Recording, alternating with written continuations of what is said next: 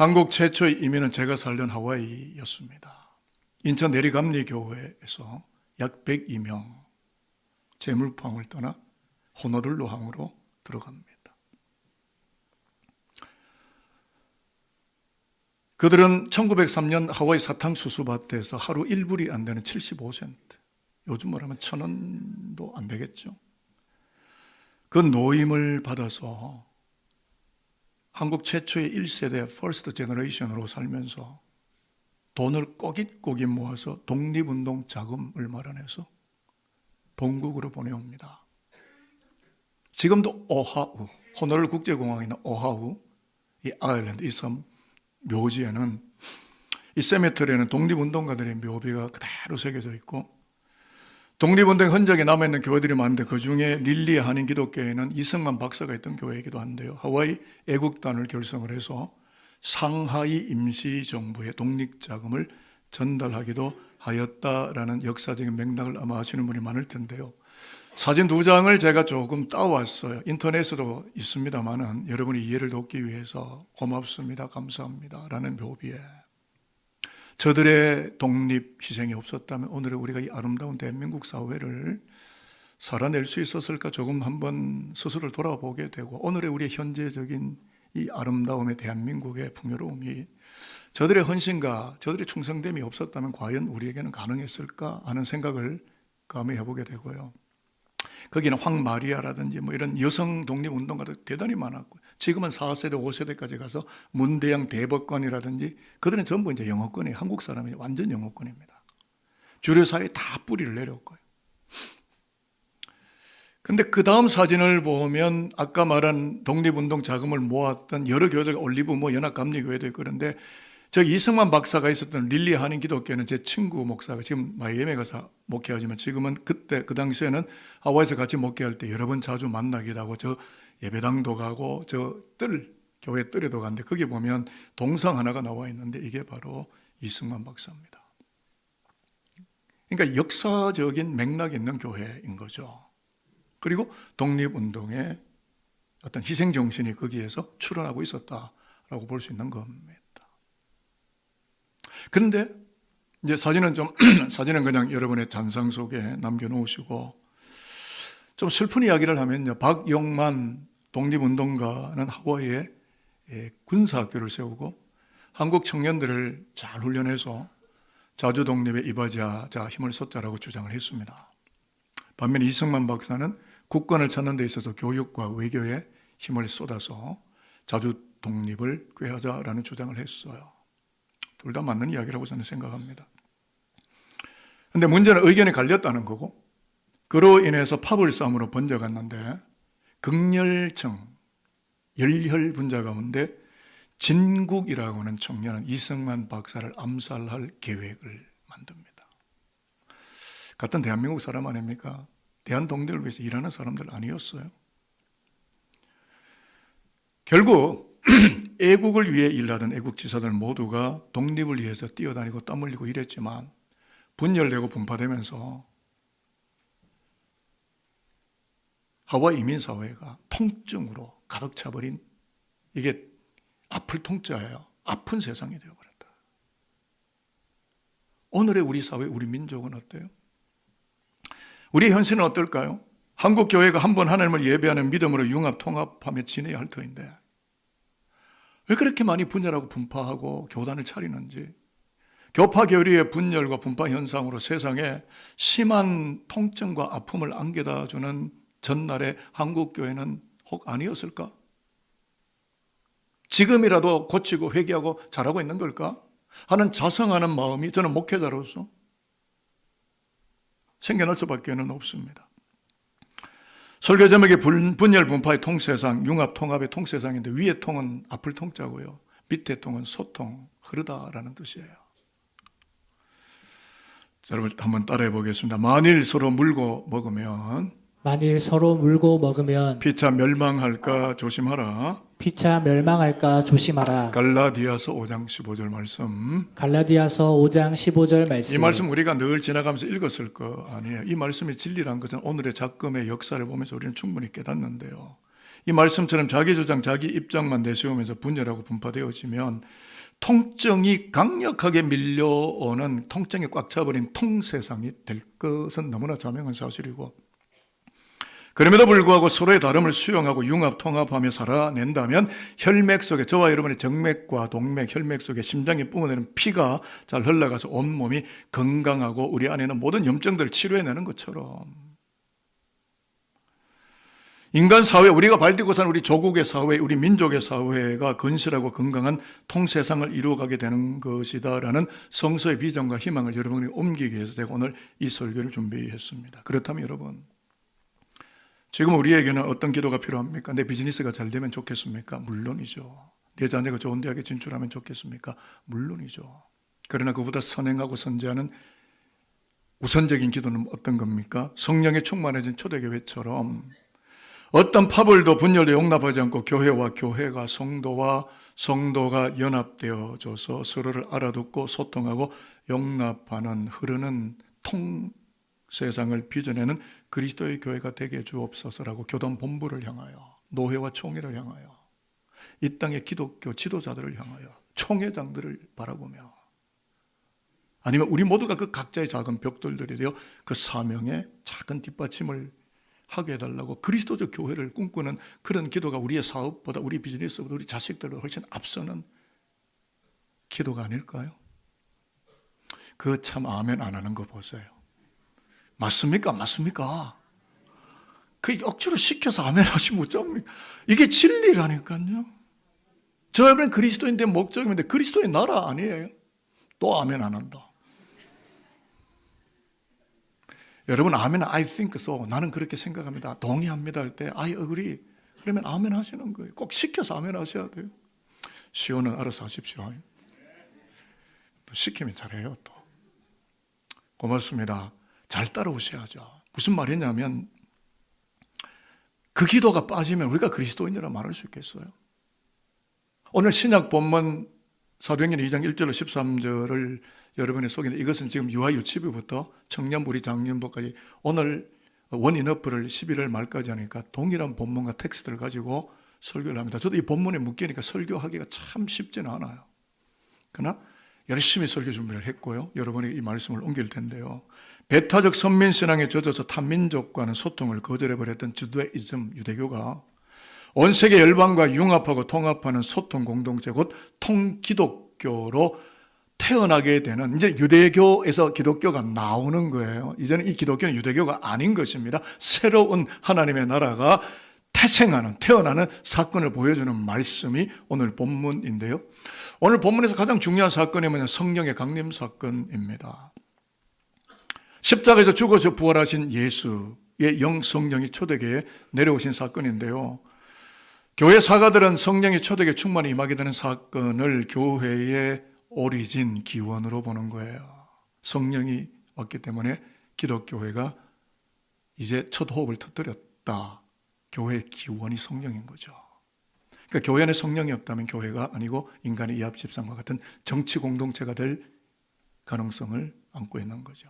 그래서 신학자들은 헬라 사회, 불신 사회, 이성과 논리가 발달한 그런 사회와 소통하는 사도적 교회로 성령의 오심으로 출발되어졌다.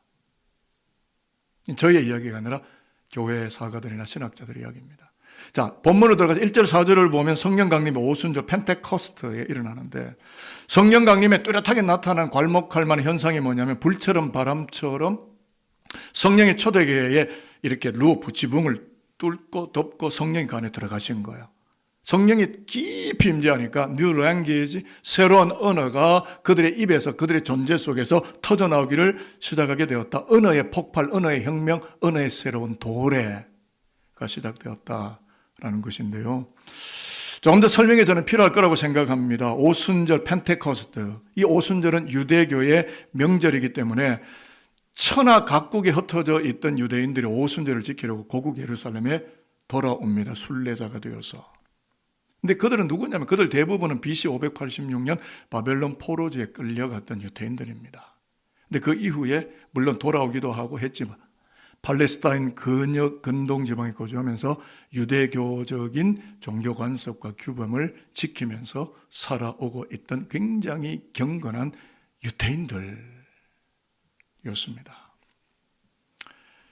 그렇게 이해하시면 되겠고요. 그러니까 비록 타국에 살고 있었지만 오순절을 고국에서 보내려고 예루살렘으로 순교 여행을 들어온 사람들, 이 오순절 날 120명의 문도를 만나는 거예요. 문제는 5절부터입니다.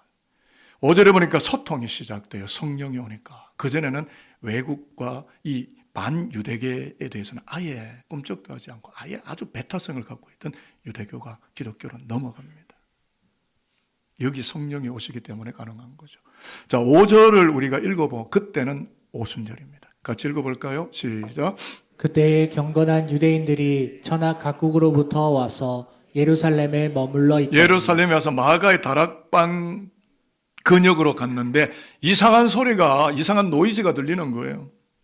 이거 뭐지? 하고 달려가 봤더니 희한한 현상이 벌어지고 있었는데 그게 뭐냐면 다락방에서 120명의 문도, 그러니까 120명의 예수 제자들이 외국에 나가본 경험이 없는 그들이, 그러니까 아람어 외에는 아무것도 사용하지 못하고 정말 외국 경험도 없고 비자도 없고 패스포트도 없는 그런 외국의 어떤 경험 자체가 없는 갈릴리 토박이 유대인들인데 그들이 외국 언어를, foreign language, 외국 언어를 구사하더라. 그러니까 이거 무슨 일이냐? 그들이 탄성을 지르는 거예요. 이게 무슨 일이냐? 한 번도 내 인생 속에 이런 걸 경험한 적이 없다. 이게 성령의 역사였는데요. 9절부터 11절을 이제 우리가 한번 읽어보는데 우리는 이라는 말은 예루살렘 순례자로 온 외국 각국의 사람들입니다. 같이 한번 읽어볼까요? 우리는 시작.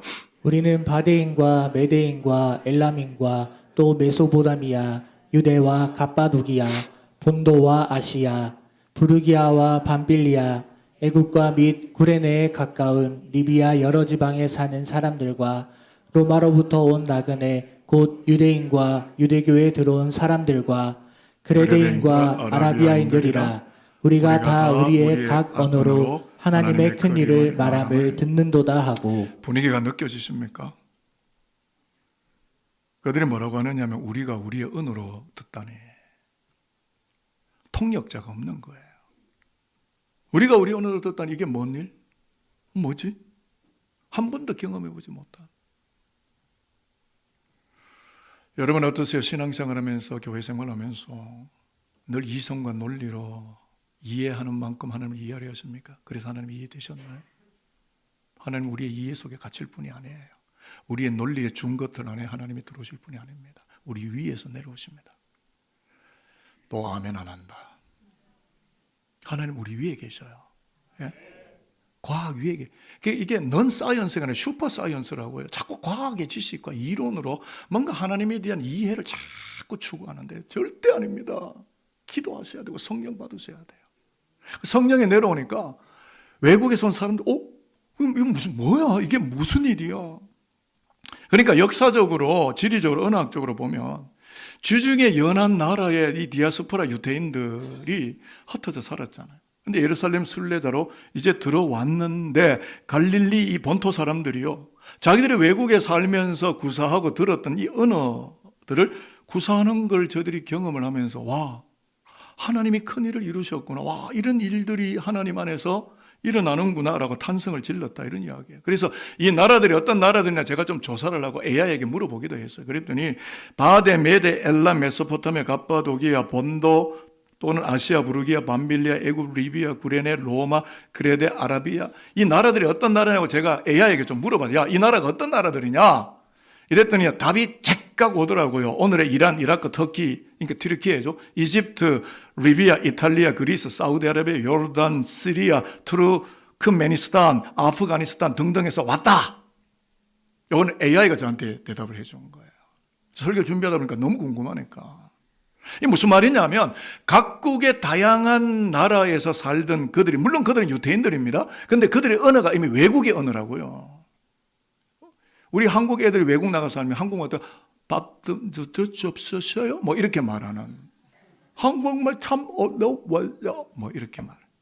그러니까 조선 사람이고 코리안 피플인데 한국 언어가 안 되는 이런 일들이 외국 이민자들 속에 많거든요. 그래서 저는 외국에서도 한글 학교를 끊임없이 가르쳤던 거예요. 자기의 조국의 언어를 잃어버리고 어떻게 자기 백성이 될 수 있느냐. 일본이 우리나라를 먹으려고 할 때 이게 언어를 빼앗았다고요. 그런데 이 사람들이 그러니까 자기 나라 언어를 거의 잊어버리고 있었는데 자기들이 살고 있는 국가의 언어로 들려오니까 이 놀라운 하나님의 역사 앞에 탄성을 지르지 않을 수가 없었죠. 철저하게 성령의 역사였습니다. 그래서 사도행전 2장에 보여주고 있는 것은 바벨탑 이후에 우리가 읽었잖아요.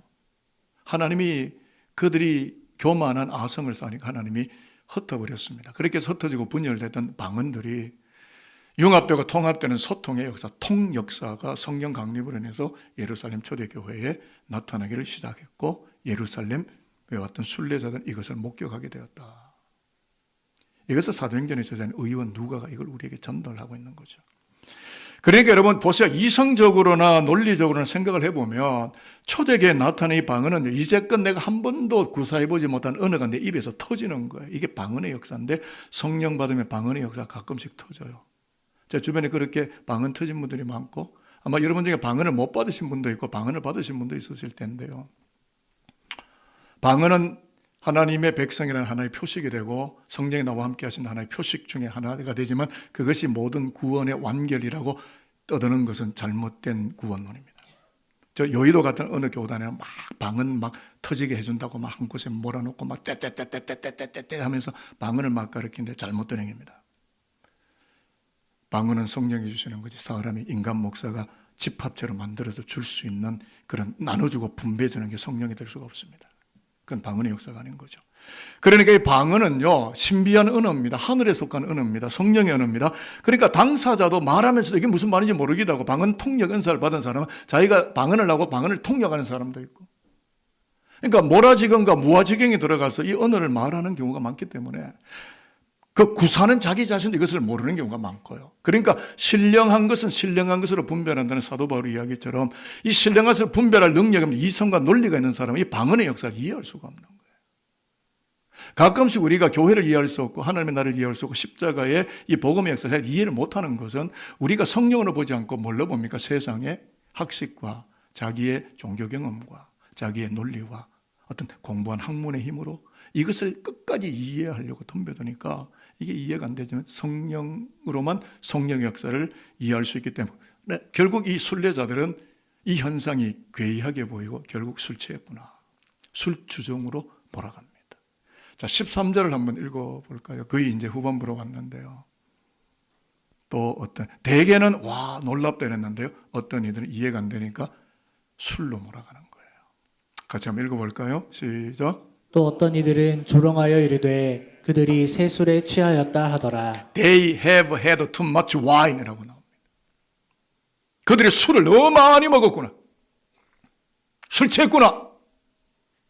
여러분 성령의 역사를 술 취했다 로 해석하는 사람들이 순례자들 가운데 있었더라. 오늘도 교회에 일어나는 수많은 성령의 역사를 인간의 논리와 인간의 체계로 말하려는 사람들이 있을 수 있는 거예요.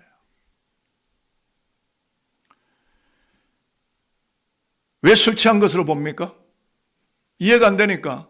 이성적으로 볼 때 이게 술 취한 현상으로 보이니까. 상식적으로 생각해 보십시오.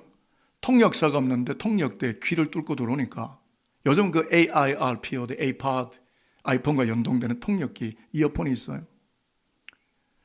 외국 나가시는 분은 사서 나가세요. 이제 뭐 200만 원, 300만 원 주고 영어 유치원 보낼 이유가 없는 게 에어팟이 다 나왔는데 뭐.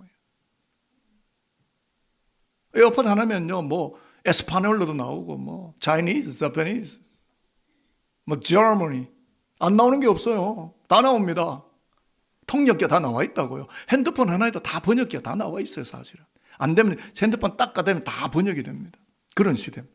근데 2000년 전 당시에 오순절에 예루살렘 공동체 안에 무슨 기계가 있었습니까?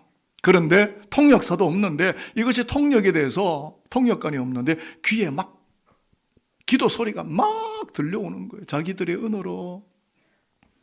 사람이 할 수 있을까요? 불가능하죠. 무슨 말씀이냐 하면 술 취한 것처럼 오해를 받을 만큼 터져나오는 오순절 방언 사건과 통역 사건은 오늘날 우리 시대 교회와 저와 여러분의 신앙생활에 무엇을 말씀하고 있을까? 그것이 뭐냐 하면은 모든 민족이 성령으로 말미암아 소통하는 길이 열렸고, 그렇기 때문에 성령의 오심으로 예수의 구원이라는 것이 유대인들만의 전유물이 아니고 온 세상 만민들이 또는 다 언어권들이 다 문화권들이 십자가를 통하여, 그냥 십자가를 통해 성령, 예수가 죽지 않으면 성령이 오지 않습니다. 십자가에서 죽으신 십자가의 죽으심의 사건을 통하여 서로서로 통하는, 소통하는 우주적 선교와 구원이 이루어지게 되었고 완성되었다라는 이야기를 사도 베드로가 자중에 일어나서 때가 제3시니, 그 말은 굿이라는 말입니다. 여러분, 유대인들은 오전에 술 안 먹어요. 아침 9시에 술 안 먹습니다. 요엘 선지자가 예언했던 말세의 남종과 여종 최하위 계층까지라도 하나님이 성령을 부어주시겠다라고 했던 그 성령의 역사라는 것을 15절, 13절 우리가 지금 15절 내려가면 그걸 해석을 합니다. 이거는 철저하게 구약시대에 예언되어진 요엘 선지자의 예언의 성취로서 성령이 이 초대교회에 왔다.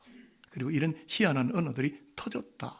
그리고 온 세계 각역에 하나님의 복음이 선교되고 흘러가기를 시작했다.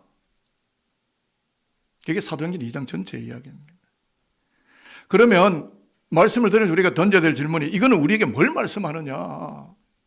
적용해야 될 거 아닙니까? 이겁니다. 모든 민족의 성령으로 말미암아 소통하는 길이 열렸다. 그리고 타문화권으로 이 복음이 흘러갔다.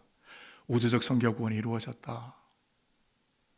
여러분, 사람의 힘으로 목회, 인간의 이성과 논리로 좋은 대학만 나왔다고 모든 목회를 다 할 수 있는 건 저는 아니라고 생각합니다.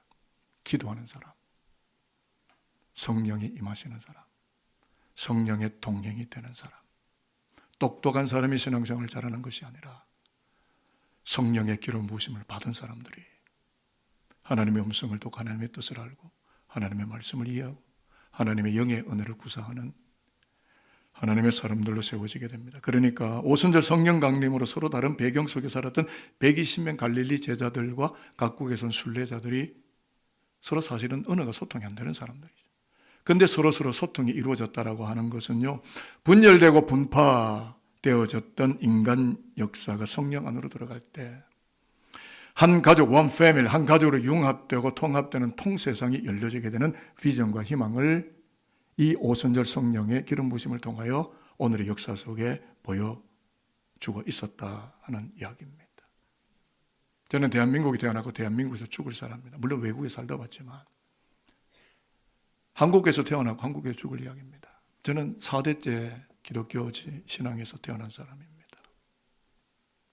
저희 아들이 5대입니다. 저희 외할아버지가 독립 만세 김인현 3.1 만세운동에 가담했다고 옥고를 치르고, 저희 외할아버지가 목사님입니다. 독립유공자예요. 저희 어머니가 목사의 딸입니다. 독립유공자의 딸입니다. 저는 독립유공자의 손자입니다. 제 혈맥 속에 민족혼이 흐르지 않겠습니까? 국가가 잘 되기를 제가 바라지 않겠습니까? 그런 목회자가 아니겠습니까?